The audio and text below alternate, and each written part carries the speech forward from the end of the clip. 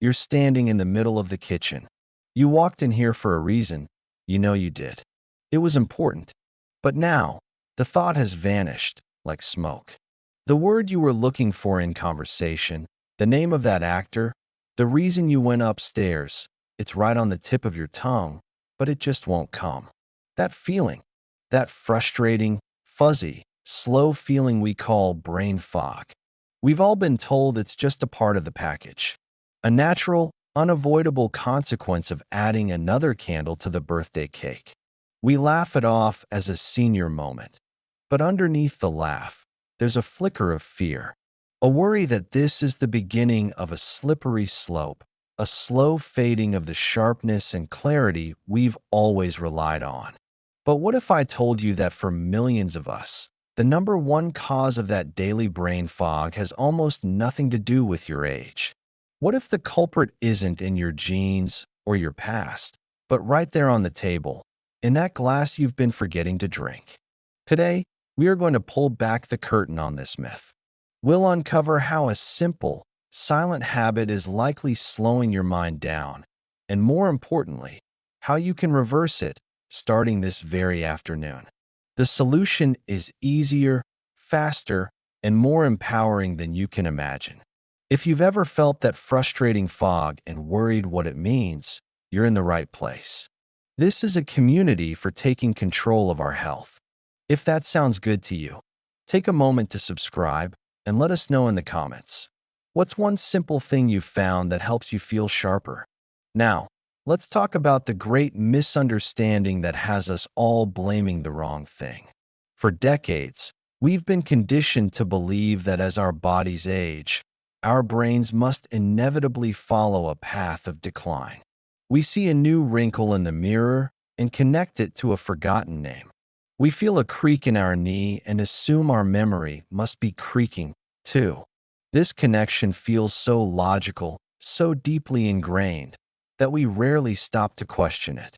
Medical professionals and well-meaning family members might even reinforce this, saying things like, "Well, you're not as young as you used to be." It becomes a self-fulfilling prophecy.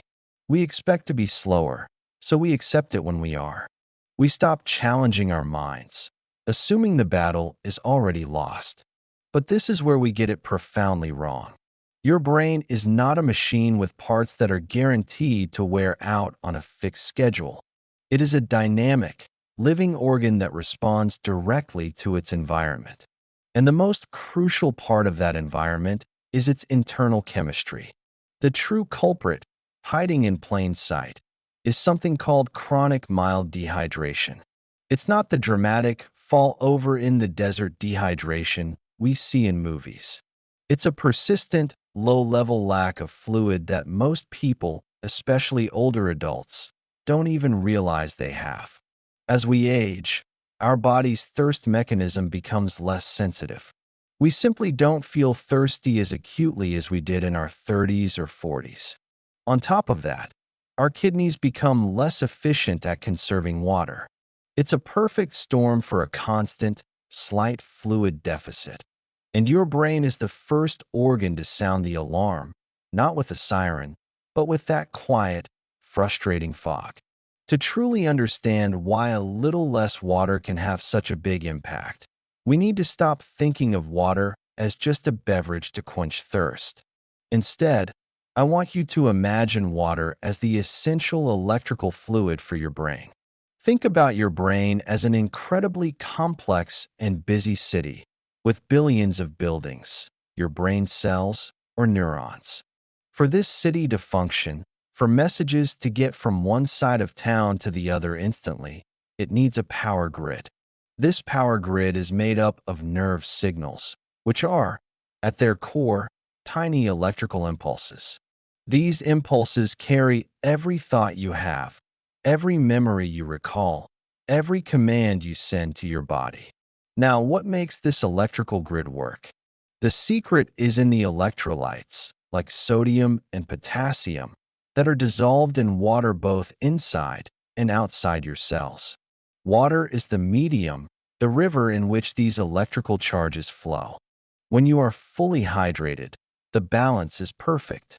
Messages zip across your neural pathways at hundreds of miles per hour. Recalling your grandchild's birthday? That's a signal flashing from your long-term memory bank to your conscious thought. Deciding to stand up?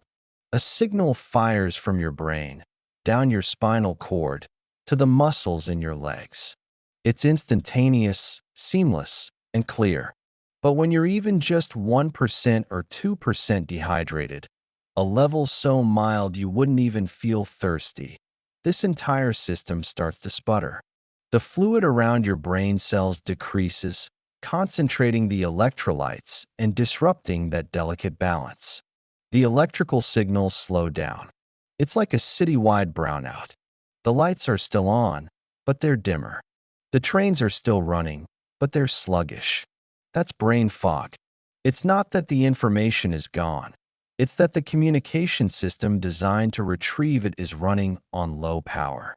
It takes more effort, more time, and feels infinitely more frustrating to make those simple connections. It's the biological equivalent of a bad cell phone signal for your thoughts. This electrical slowdown is only half of the story. The physical impact of dehydration on the brain is even more startling, and it explains so much about that feeling of mental effort. I want you to picture a fresh, plump grape. It's full, firm, and bursting with life. Now, picture a raisin.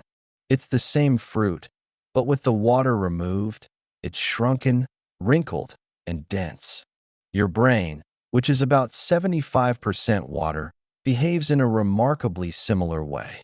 When you are mildly dehydrated, your brain tissue literally, physically, shrinks. It temporarily pulls away from the inside of your skull. Researchers have seen this happen in real time using brain imaging. They'll take a scan of a fully hydrated person, have them exercise and sweat for 90 minutes without drinking, and then take another scan. The difference is visible to the naked eye. The brain is measurably smaller. Now, imagine what this physical change feels like from the inside. When your brain is shrunken, it has to work significantly harder to perform its normal tasks. The space between cells increases, making those electrical signals we just talked about travel a longer, less efficient path. Think of it like trying to have a conversation with someone across a much wider room. You have to speak louder and expend more energy just to be heard. This is why brain fog feels like such a strain. That extra effort required to remember a grocery list, follow a conversation, or learn a new skill is a direct result of your brain operating in a physically compromised state. The good news, and this is the most hopeful part, is that this is not permanent damage. In those same studies, as soon as the participants rehydrated, their brains plumped right back up to their normal size within hours. You can literally feel the clarity returning as you replenish your body's most essential nutrient. This isn't about age-related decline. It's about giving your brain the physical volume it needs to function at its best. Because our body's thirst signal weakens over time, we can no longer rely on it as our primary gauge for hydration. We have to become detectives, looking for other, more subtle clues that our body is running low on its most vital resource. Many of these clues are things we might dismiss as minor annoyances or, again, just another part of getting older. But they are actually early warning signs from your brain and body begging for a glass of water. Let's start with the very first moment of your day. Do you often wake up with a dry, sticky feeling in your mouth? That's a classic sign. Your body has gone 6, 7, or 8 hours without any fluid intake, and it's telling you the reserves are low. Another key indicator is the color and frequency of urination. Many people think it's a good thing if they only have to use the restroom a few times a day, but it's often a sign that your body is desperately trying to conserve water. Your urine should be a pale, straw-like yellow. If it's dark yellow or amber, that's a clear signal you need to drink more. Then there's that feeling of dizziness or lightheadedness when you stand up too quickly. We often blame blood pressure, but mild dehydration is a very common cause. When you're low on fluids, your blood volume decreases, making it harder for your heart to pump blood up to your brain when you suddenly change position. Persistent, low-level fatigue is another major sign. Before you reach for another cup of coffee, which can be dehydrating, consider that your fatigue might not be from lack of sleep, but from your body's cells simply not having enough water to produce energy efficiently. Even things like constipation and persistent muscle cramps can be traced back to a lack of adequate hydration. Your body is sending you messages all day long. The key is learning to listen to them not as signs of aging, but as simple requests for water. So how do we fix this? The solution isn't to suddenly start chugging a gallon of water a day. That can be overwhelming and even dangerous for some people, especially those with certain heart or kidney conditions. We need a smarter, more personalized approach. The old 8 glasses a day rule was never based on hard science. It's a generic guideline that doesn't account for individual differences in body size, activity level, climate, or health status. A better goal is to create a steady, consistent intake of fluids throughout the entire day. The most effective strategy is sipping, not chugging. Chugging large amounts of water at once can overwhelm your kidneys, and much of it will pass right through you without being properly absorbed by your cells. Instead, aim to drink 4 to 6 ounces. That's about half a coffee mug's worth every hour that you are awake. This provides a constant, gentle stream of hydration that your body can use efficiently. It keeps your brain plumped and your electrical grid humming along smoothly all day. And remember, hydration doesn't only come from a glass. Many foods are packed with water and electrolytes. Think of crisp cucumber slices, juicy watermelon, sweet cantaloupe, strawberries, and even soups and broths. Adding these to your daily meals is a delicious and effective way to boost your fluid intake. For example, a cup of watermelon contains over 5 ounces of water. These foods also provide essential vitamins and minerals, giving you more bang for your buck. If you find plain water unappealing, don't force it. Try infusing a pitcher of water with slices of lemon, orange, or even a few sprigs of mint.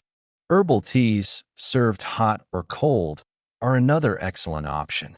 The goal is to find a healthy, enjoyable way to keep those fluids coming in consistently. A small, steady effort is far more powerful than a massive, infrequent one. As always, if you have a condition like congestive heart failure or kidney disease, it is absolutely essential to speak with your doctor about the right amount of fluid for your specific needs before making any changes. Knowing what to do is one thing. Turning it into an effortless daily habit is another. Let's be honest about the real-world barriers that can get in the way. One of the biggest concerns I hear from seniors is the issue of bladder control, especially the fear of having to get up multiple times during the night. This is a completely valid concern that can make the idea of drinking more water feel like a burden. The solution here is strategic timing. It's a technique called front-loading your hydration. Focus on drinking the majority of your daily fluids in the morning and early afternoon. Make it a goal to have consumed about 2/3 of your target intake by 3 or 4 p.m. Then, in the evening, you can taper off, sipping only small amounts if you feel thirsty. This gives your body plenty of time to process the fluids before you go to bed, significantly reducing the likelihood of nighttime bathroom trips while still ensuring your brain was well hydrated during its most active hours. Another common barrier is simply forgetting. The day gets busy, distractions pop up, and that glass of water sits untouched. The key is to make it visible and easy. Get yourself a dedicated water bottle. One with time markings on the side can be incredibly helpful, and keep it in your line of sight all day. Place it on the kitchen counter while you cook, on the end table next to your favorite chair, or on your desk while you pay bills. Don't rely on your memory. Build a visual cue into your environment. If you find water boring, get creative. As we discussed, infusing water with fruit, cucumber, or mint can transform it from a chore into a treat. Brew a large pitcher of your favorite decaffeinated herbal tea in the morning and drink it throughout the day. The simple act of making hydration enjoyable is often the most powerful tool for consistency. The goal is not perfection, but progress. Start with one small change. Maybe it's a full glass of water first thing in the morning, and build from there. Each sip is a direct investment in your mental clarity and your independence. So, let's bring this all together. That frustrating brain fog, that mental slowness, that tip of the tongue feeling you've been told is an inevitable part of aging, is very often something else entirely. It's a signal. It's your brain, the most incredible and complex organ you possess, sending you a simple, urgent message. I'm thirsty. It's not a sign of permanent decline. It's a sign of a temporary and fixable state of mild dehydration that is literally slowing down your electrical thoughts and shrinking your brain tissue. But the most important takeaway from our conversation today is the power you hold. You have the ability to change this. Starting right now, with your very next glass of water, you can begin the process of rehydrating your brain, sharpening your focus, and reclaiming that feeling of mental clarity. This isn't about some complicated diet or strenuous exercise program. It's about consistently providing your brain with its most fundamental need. Small, steady sips all day long. That is the secret. Thank you so much for spending this time with me today. If this was helpful, please give the video a like and share it with a friend who might need to hear this message. And if you haven't already, please subscribe to join our community. We're all in this together, learning and growing stronger every day. Here's to a clearer mind. I'll see you in the next video.